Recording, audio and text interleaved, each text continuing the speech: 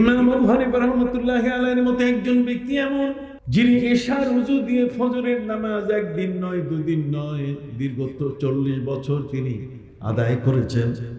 যেদিন পৃথিবী থেকে তিনি বিদায় নিলেন 150 হিজরি, সেদিন ইমাম শাফি মাযহাবের যিনি প্রধান হযরত ইমাম শাফি রাহমাতুল্লাহি আলাইহি তিনি জন্মগ্রহণ করলেন। ইমাম আবু হানিফা যেদিন দুনিয়া থেকে বিদায়, সেদিন ইমাম শাফির কি জন্ম নেওয়ার পরে ইমাম শাফি রাহমাতুল্লাহ আলাইহি ইমাম আবু হানিফার সম্পর্কে তিনি ধারণা নিলেন যে ইমাম আবু হানিফা একজন বড় মাপের বুজুর্গ, একজন দরবেশ ছিলেন। সুবহানাল্লাহ। যেদিন উনি পৃথিবী থেকে বিদায় নিয়েছেন সেদিন ইমাম শাফির জন্ম। ইমাম শাফি রাহমাতুল্লাহ আলাইহি আস্তে আস্তে বড় যতই হন ততই দুনিয়ার আলেমদের ইতিহাস, তার শিক্ষা, তার লেখাপড়ার মধ্যে আসে। তিনি এক পর্যায়ে ইমাম আবু হানিফার সম্পর্কে তিনি জানতে পারলেন ইমাম আবু হানিফা একজন বুজুর্গ ব্যক্তি ছিলেন, তিনি একজন দরবেশ ব্যক্তি ছিলেন।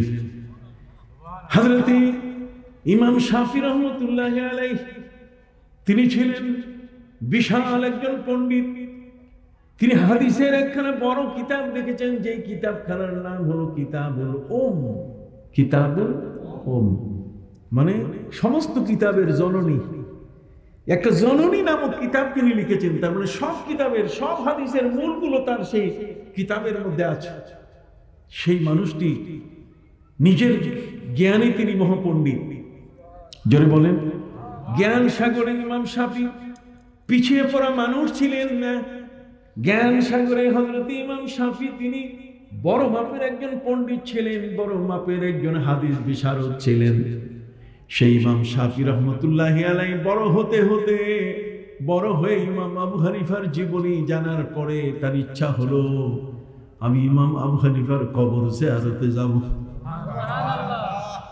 আজকে আমরা যারা হানাফি শাফি দ্বন্দ্ব করি, কতক্ষণ না, কিন্তু সেই যুগে খোদ ইমাম শাফি তিনি চলে আসলেন ইমাম আবু হানিফার মাজারে।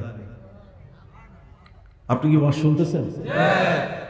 আমি আপনাদেরকে জ্ঞানী মানুষ মনে করি কথাগুলো বলছি, আর যদি জ্ঞানী মনে না করতাম তাহলে আপনাদেরকে কিসসা কাহিনী শোনাইতাম।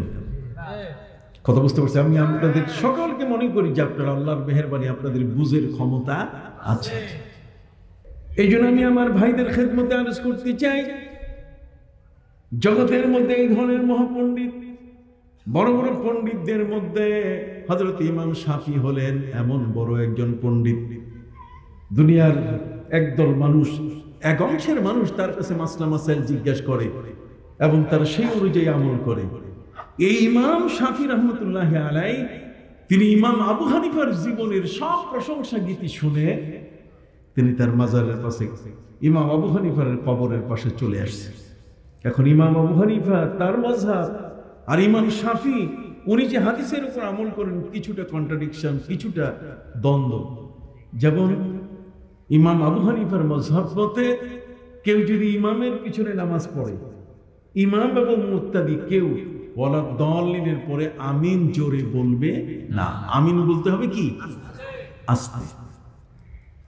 ইমাম আবু হানিফা রাহমাতুল্লাহি মাযহাব অনুযায়ী যদি কারো ইমাম থাকে তাহলে মুক্তাদি পিছনে সূরা ফাতিহা পড়বে না। ইমাম শাফির মাযহাব হলো যে মুক্তাদি সূরা ফাতিহা পড়বে আর ওয়ালা দাল্লিন বলার পরে কি?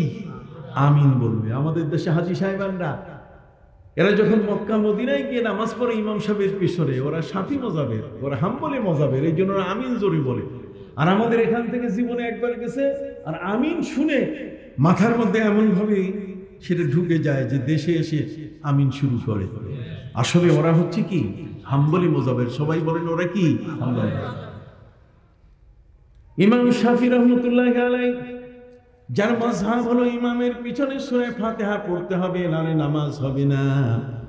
ইমাম শাফির মাযহাব হলো যে ইমাম যখন ওয়ালা দাল্লিন পড়বে তখন সবাই জোরে বলবে কি? আমিন। কিন্তু ইমাম শাফি রাহমাতুল্লাহ আলাইহি ইমাম আবু হানিফার কবরের পাশে এসে তাকে বলা হলো যে আপনি মাগরিবের নামাজ পড়ান। এই মাগরিবের নামাজ পড়াইতে যাইয়া ইমাম শাফি আর জোরে আমিন বলেন নাই। কেন? কবরবাসীকে সম্মান করার জন্য।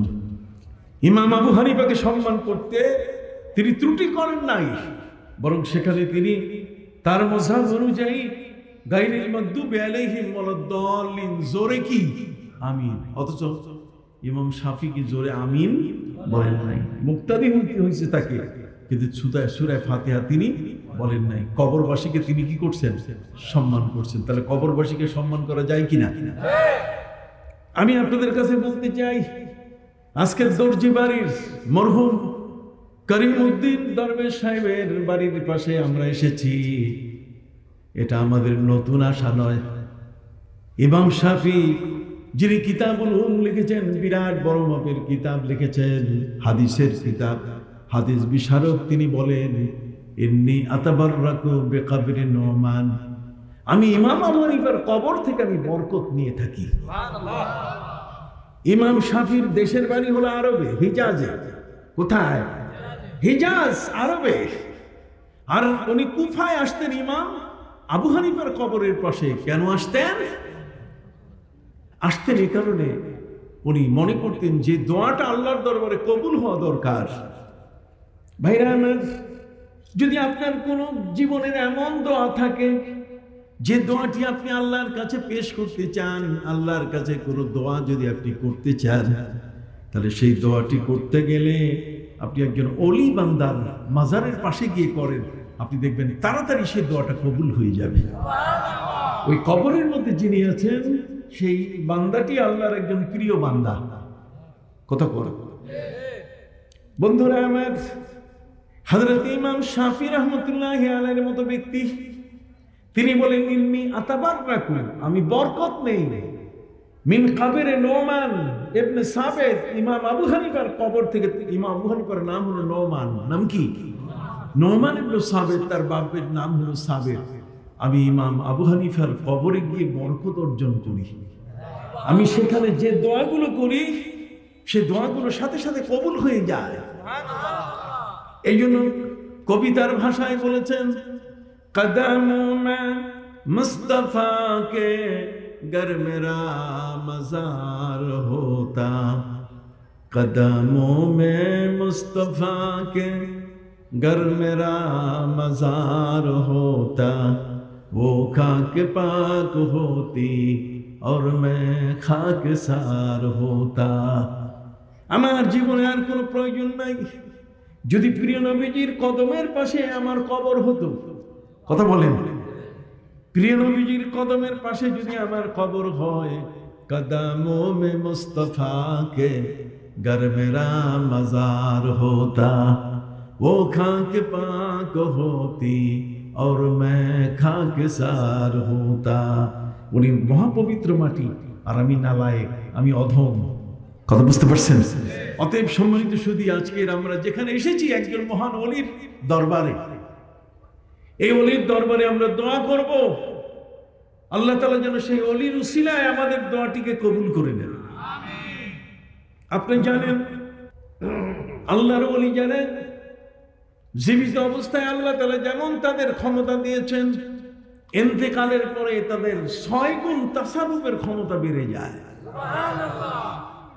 আল্লাহর ওলিদেরকে আল্লাহ তাআলা পবিত্র কোরআনের মাধ্যমে আমাদেরকে বলে দিয়েছেন। এই যে কিতাবখানা দেখেন, আল কোরআন, কতক্ষণ না আল কোরআন, এটা যদি নাজিল না হতো তাহলে আমরা এই সমস্ত আল্লাহর ওলি বান্দাদের সন্ধান কখনো পেতাম না। এদেরকে ঠাকুর সন্ন্যাসীর সাথে আমরা মিশায় ফেলতাম। কথা বুঝতে পারছি? আল্লাহর ওলিরা হলেন এমন যে ওলিরা সম্পূর্ণ আলাদা। পৃথিবীর মধ্যে এই ধরনের ওলিদের সম্পর্কে আমার নবী সাল্লাল্লাহু আলাইহি ওয়াসাল্লাম বলেছেন, ইন্নাল্লাহা ইয়াবআসু আলা রাসি কুল্লি মিয়াতিন মান ইউজাদ্দিদু লাহা দীনাহা। আল্লাহ প্রতি 100 বছর পর পর এক একজন মুজাদ্দিদ, একজন ওলি পৃথিবীতে পাঠান। কতদিন পর? 100 বছর। এই সমস্ত ওলিদের কাজ কি? এই সমস্ত ওলিরা হলেন মুস্তাজাবুদ দাওয়াত, যা দোয়া করেন সাথে সাথে আল্লাহর দরবারে কবুল হয়ে যায়।